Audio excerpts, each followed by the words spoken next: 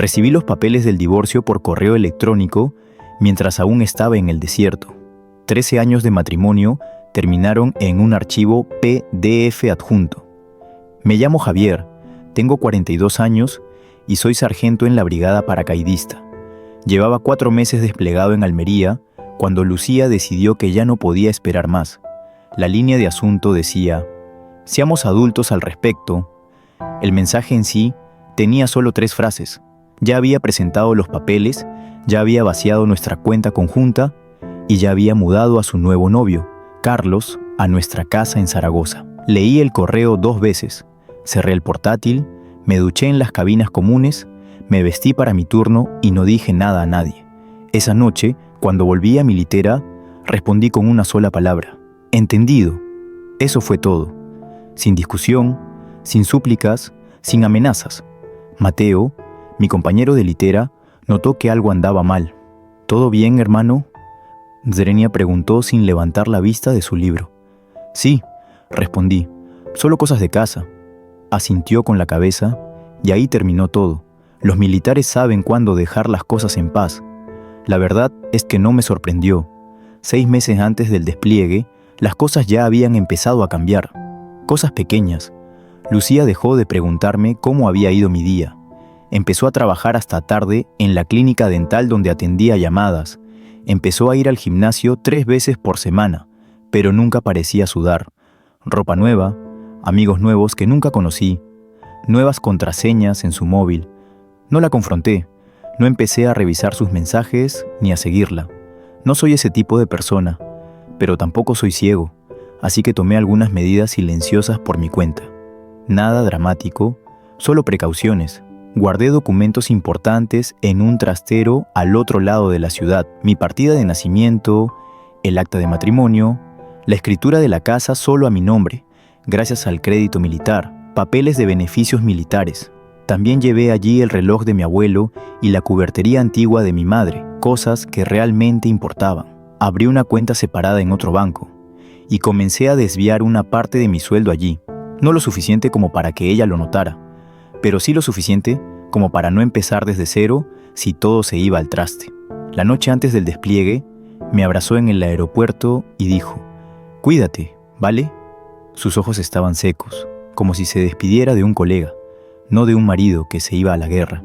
Debería haberlo sabido entonces, pero una parte de mí todavía esperaba estar equivocado.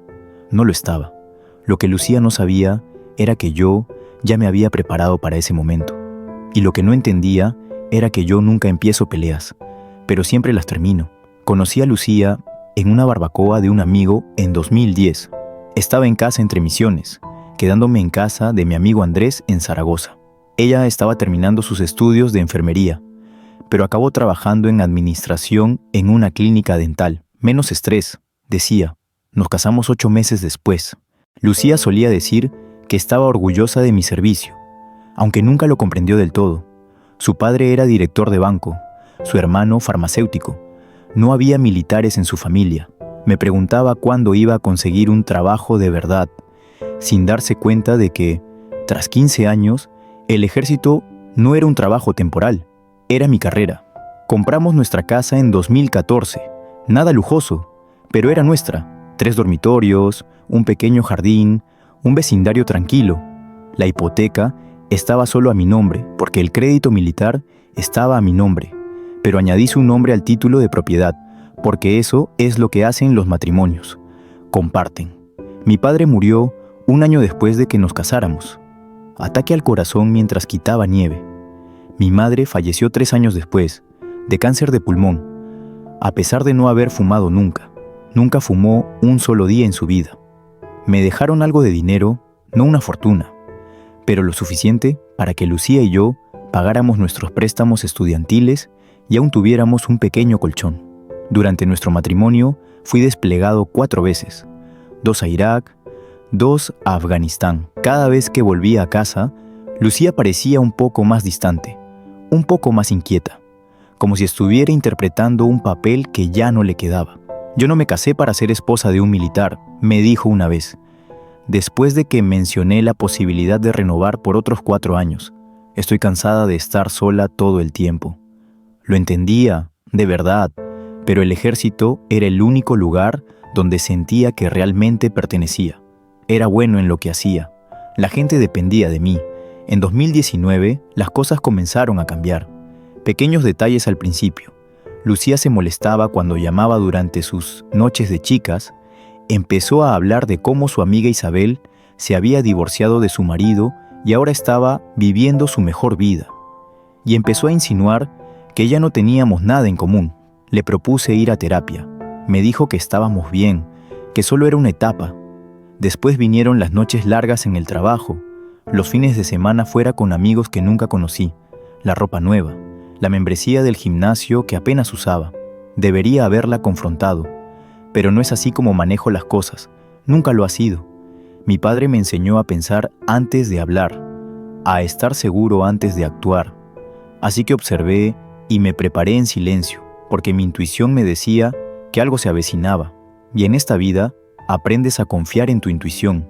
2 semanas después de recibir el correo del divorcio, estaba sentado en el comedor cuando mi teléfono vibró. Una notificación de la app del banco.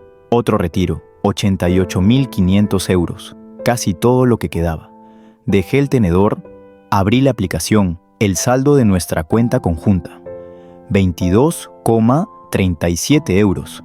Nuestros ahorros, 47.000 euros acumulados a lo largo de los años, habían desaparecido por completo, transferidos a una cuenta que no reconocía.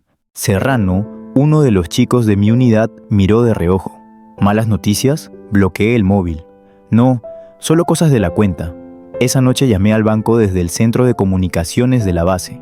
Resultó que Lucía llevaba semanas moviendo dinero, cantidades pequeñas al principio, luego más grandes. Las transferencias importantes comenzaron el día después de que me desplegara. Colgué el teléfono y me quedé un buen rato parado en el pasillo, viendo a los compañeros reír, hablar con sus hijos, con sus esposas, con sus padres, una vida normal sucediendo a mi alrededor, mientras la mía se desmoronaba. Fue entonces cuando Mateo me encontró. Álvarez dice que parecías haber visto un fantasma durante la cena. Me dijo, ¿qué pasa? Normalmente no comparto cosas personales, pero Mateo me había salvado el pellejo una vez en Kandahar. Confiaba en él. Mi esposa vació nuestras cuentas y metió a su novio en nuestra casa, le dije. Me mandó los papeles del divorcio la semana pasada, mientras estaba de patrulla. Mateo no me soltó lo típico de lo siento o vaya, qué mal o ya encontrarás a alguien mejor. Solo preguntó, ¿cuál es el plan? No lo sé aún, respondí. Asintió. Avísame si necesitas algo. Esa noche no pude dormir. Saqué el portátil y accedí al sistema de seguridad de casa, algo que Lucía probablemente olvidó que yo podía ver remotamente. Las cámaras mostraban una camioneta desconocida en nuestro camino de entrada. Un hombre que nunca había visto paseando a nuestro perro, usando mi taza de café, con mi sudadera de los Seahawks puesta.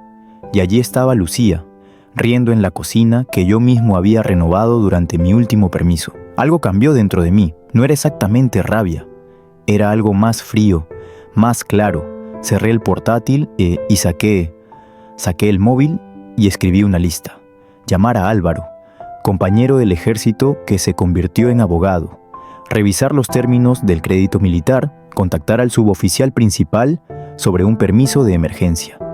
Revisar los documentos de la refinanciación de la casa, algo que Lucía mencionó casualmente el año pasado. Verificar la seguridad de mis cuentas de pensión militar. Ya no me sentía triste, ni siquiera enfadado. Me sentía enfocado, como si estuviera planeando una misión. Ya no se trataba de emociones, se trataba de estrategia. A las 5 de la mañana, antes de que comenzara mi turno, envié un correo a Álvaro. Asunto: necesito ayuda legal, discreta y urgente. Su respuesta llegó 1 hora después. Llámame, solo por línea segura. Cuando colgué esa llamada, supe exactamente lo que tenía que hacer. No necesitaba gritar, no necesitaba amenazar, ni siquiera necesitaba enfrentarla. Solo tenía que esperar, observar y dejar que sus propias acciones se convirtieran en su trampa. 2 meses después, ya estaba de vuelta en suelo español. No le dije a Lucía que volvía. No llamé. No envié mensajes. Simplemente me registré en un hostal en el centro de Zaragoza, bajo un nombre falso, y contacté a Álvaro.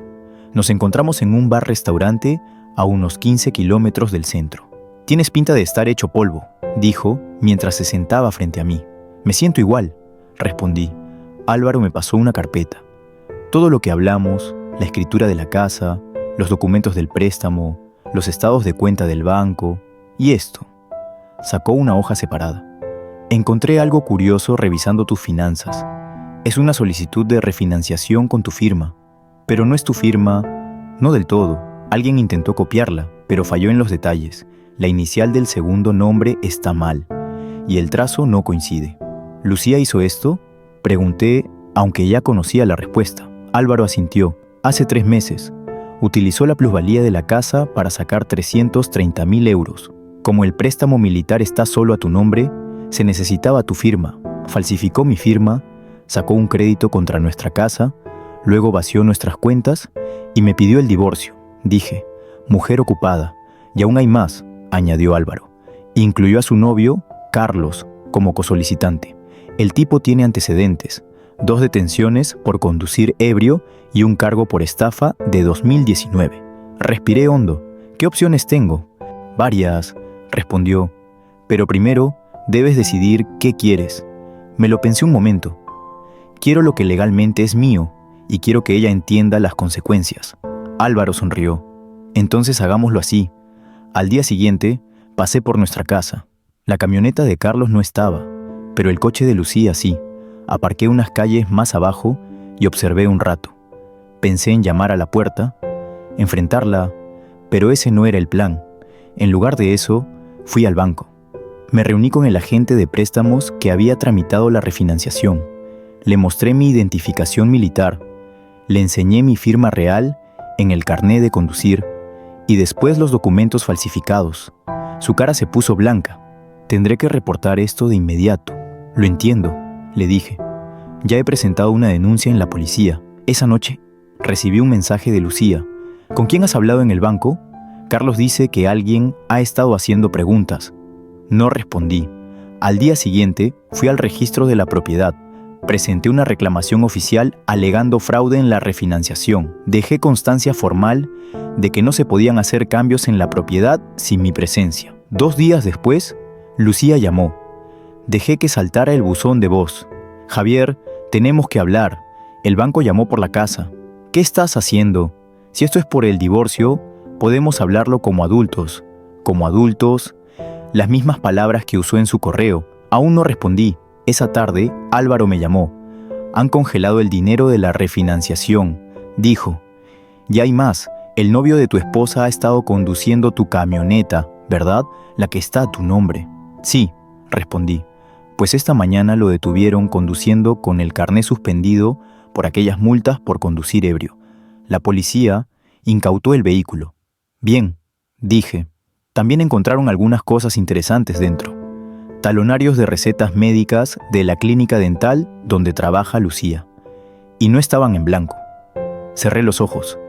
¿Está robando recetas? Eso parece. La policía está investigando. Colgué y me senté en el borde de la cama del hostal. Esto estaba yendo mucho más lejos de lo que imaginé. Una parte de mí quería llamarla, advertirle, viejos hábitos. Pero entonces recordé las imágenes de las cámaras de seguridad, mi casa, mi perro, mi vida, entregada como si no valiera nada. Nombre este era el camino ahora. No podía dar marcha atrás, y sinceramente, ya no quería. A la mañana siguiente me reuní con el investigador de fraudes del banco. Se llamaba Ramírez, hombre bajito, con ojeras profundas y una mancha de café en la corbata. «Esto ocurre más de lo que imaginas», dijo mientras extendía unos documentos sobre su escritorio. El cónyuge se despliega y el otro ve una oportunidad. «¿Y ahora qué?», pregunté. «Hemos congelado los fondos provenientes de la refinanciación fraudulenta. Pero hay un problema. Parte del dinero ya se ha gastado». «¿Cuánto?». «Aproximadamente la mitad, 146.000 euros». Me incliné hacia adelante. «¿A dónde fue?». Ramírez dudó un momento. «No debería compartir esa información. Es mi casa. Mi nombre fue falsificado. Mi dinero fue robado». Asintió lentamente, luego giró su pantalla del ordenador hacia mí. Estas son las transferencias realizadas desde la cuenta de la refinanciación. Examiné la lista. Múltiples transferencias a alguien llamado Daniel Ortega. No era Carlos. Era alguien que nunca había escuchado antes. ¿Quién es Daniel Ortega?, pregunté. Ramírez se encogió de hombros. No es mi departamento, pero deberías pedirle a tu abogado que solicite oficialmente estos registros. Llamé a Álvaro en cuanto salí del banco. ¿Daniel Ortega?, repitió. Déjame hacer una búsqueda. 1 hora después me devolvió la llamada. Lo tengo. Daniel Ortega es un agente inmobiliario. Se especializa en ventas rápidas y en efectivo. Ella planeaba vender nuestra casa. La realización me golpeó como un puñetazo en el pecho. Eso parece. Probablemente los depósitos eran pagos iniciales para que él comenzara con el proceso de venta. Pero aquí es donde se pone interesante. Ortega ya ha hecho negocios con Carlos Ríos antes. ¿Carlos Ríos? ¿El novio de Lucía? Sí. Han cerrado 3 operaciones juntos en los últimos 2 años. Me senté en un banco del parque, intentando asimilarlo todo. Entonces, esto no era solo que Lucía me dejara por otro hombre. ¿Esto era una operación planeada? Tal vez, dijo Álvaro con cautela. Investigué a Carlos Ríos. Tiene un patrón. Se involucra con mujeres que están pasando por un divorcio o cuyos esposos están desplegados. Encontré 3 casos hasta ahora. En cada uno, la casa de la mujer se vende por debajo del valor de mercado a un cliente de Ortega. Carlos recibe una comisión y luego desaparece. ¿Y Lucía? ¿Ella sabía esto? Difícil de decir. Puede que también sea una víctima, o puede que estuviera involucrada. Me froté la cara con las manos. Esto ya no se trataba solo de una traición.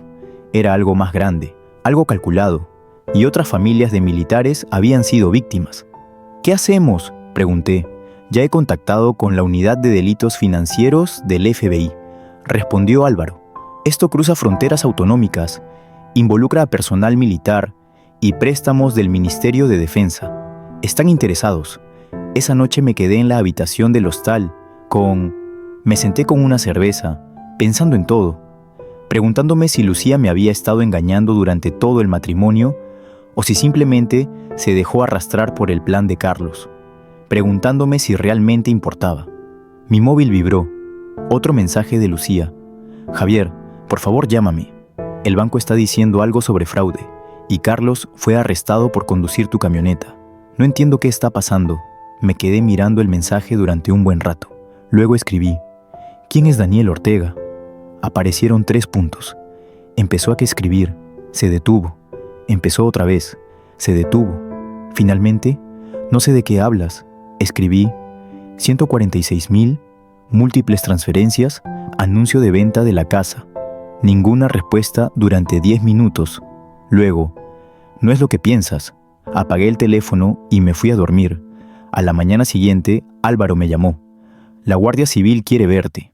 Han estado investigando a Ríos y Ortega desde hace meses. No eres el primero, pero podría ser el caso que lo destape todo.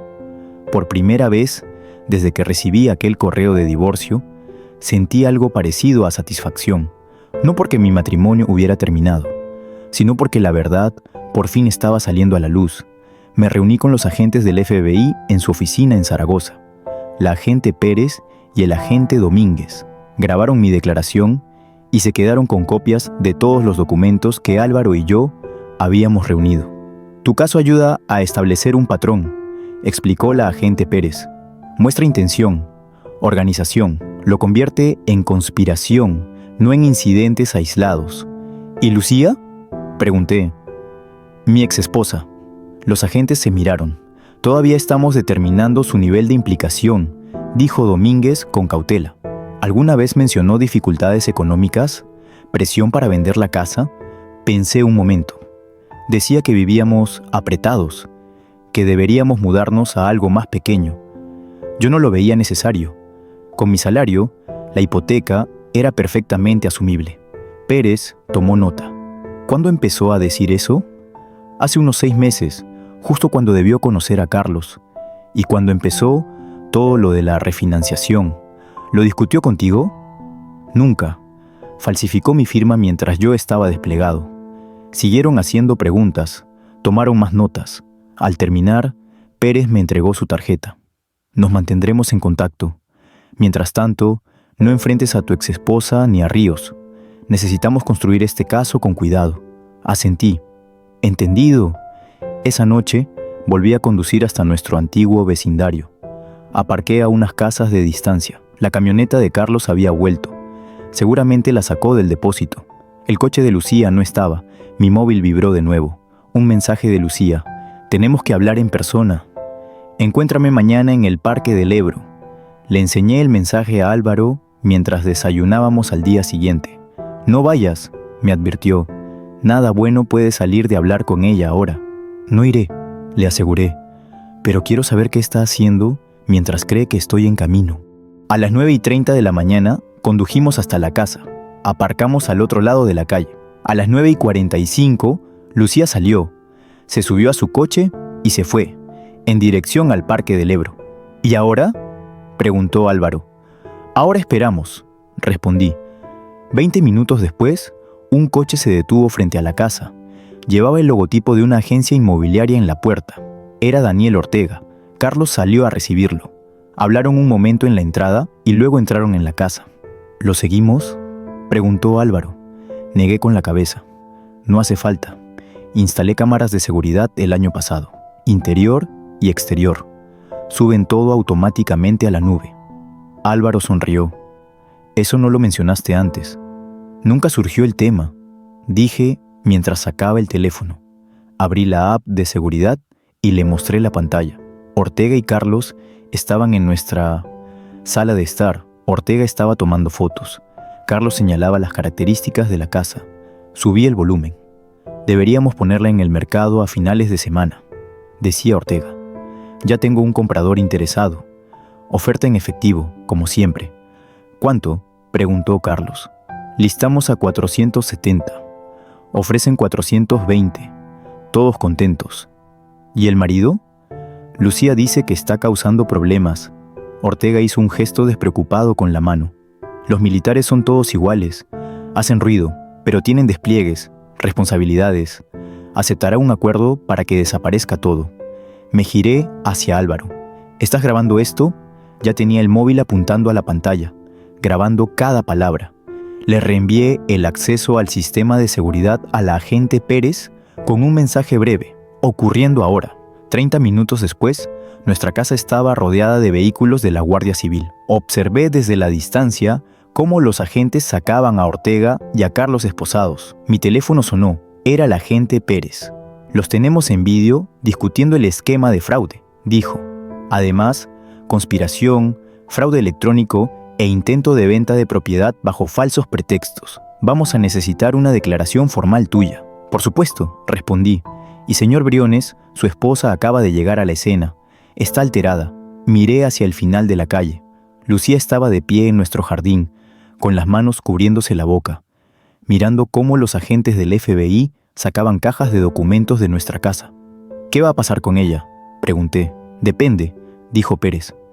De lo que supiera y de lo que usted quiera. Miré a Lucía durante un largo rato. 13 años de matrimonio, años buenos al principio, antes de que esto se convirtiera en lo que era. Solo quiero lo justo, dije por fin. El caso federal avanzó rápido. Carlos y Ortega aceptaron acuerdos con la Fiscalía, implicándose mutuamente y a otros varios cómplices en lo que resultó ser una operación que abarcaba 3 comunidades autónomas dirigida contra familias militares. Lucía sostuvo que no sabía nada del esquema más amplio. Dijo que Carlos la había convencido de que yo escondía dinero, planeando dejarla sin nada, que la refinanciación fue idea de él y que ella solo lo siguió. Tal vez era cierto, tal vez no. En cualquier caso, aceptó un acuerdo: devolución total de los fondos robados, renuncia a cualquier derecho sobre la casa o mi pensión militar, confesión firmada sobre la falsificación. A cambio, no presenté cargos contra ella. El divorcio se finalizó 6 meses después de aquel correo desde Almería. Sin culpa, ruptura limpia. Considerando todo, fue lo mejor. El día que firmé los últimos papeles, recibí una llamada del agente Pérez. Hoy sentenciaron a Carlos Ríos, me dijo. 8 años por fraude, conspiración y robo de identidad. Ortega recibió 12. Pensé que querría saberlo. Gracias, respondí. Hay algo más, añadió. Encontramos evidencia de que hicieron esto a otras 11 familias militares. Tu caso nos ayudó a establecer el patrón. Es posible que esas familias recuperen su dinero gracias a ti. Colgué y me quedé sentado en el porche del apartamento de alquiler, viendo el atardecer, pensando en esas otras familias. Otros hombres que partieron creyendo que sus hogares y matrimonios estaban seguros, solo para regresar a la nada. No planeaba ser quien derribara la operación de Carlos y Ortega. Solo quería lo que era mío. Pero a veces las cosas salen de formas que uno no espera. Mi móvil vibró. Un mensaje de Lucía. Nunca quise que terminara así. No respondí. Ya no había nada más que decir. Un año después, vendí la casa. No podía seguir viviendo allí. Demasiados recuerdos. Demasiadas traiciones en esas... Usé el dinero para comprar una pequeña cabaña a las afueras de Lugo, en Galicia. 2 habitaciones, 4 hectáreas de terreno, un arroyo que corría detrás de la propiedad, sin vecinos en kilómetros a la redonda. Me jubilé anticipadamente del ejército. 20 años habían sido suficientes. Ya había dado todo lo que tenía que dar. Adopté un perro, un pastor alemán llamado Lobo. Empecé a hacer trabajos de carpintería para la gente del pueblo.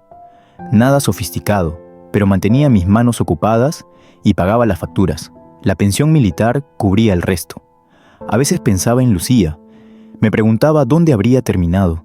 Álvaro escuchó que se había mudado de vuelta a su ciudad natal, en el norte, trabajando en otra clínica dental, empezando de nuevo, supongo. Ya no la odiaba. De hecho, no sentía casi nada por ella. Había tomado sus decisiones y yo también. Una tarde recibí una carta de una mujer en Valencia. Su marido estaba en la Armada, desplegado cuando Carlos y Ortega intentaron ejecutar su estafa con ella. El guardia civil nos dio tu nombre como parte del caso. No me conoces, escribió, pero nos salvaste el hogar. Gracias. Luchaste cuando habría sido más fácil simplemente rendirse. La leí 2 veces. Luego la fijé con un imán en la puerta de la nevera. Algunos días, cuando el silencio se volvía demasiado fuerte o los recuerdos demasiado intensos, miraba esa carta y recordaba que algo bueno había salido de todo aquello. Lo último que supe fue que Carlos seguía en prisión, Ortega también. El sistema, por una vez, funcionó. Y yo iba encontrando mi camino, un día tranquilo a la vez, construyendo algo nuevo, algo que no pudiera ser robado, ni falsificado, ni traicionado, algo que fuera solo mío, para siempre.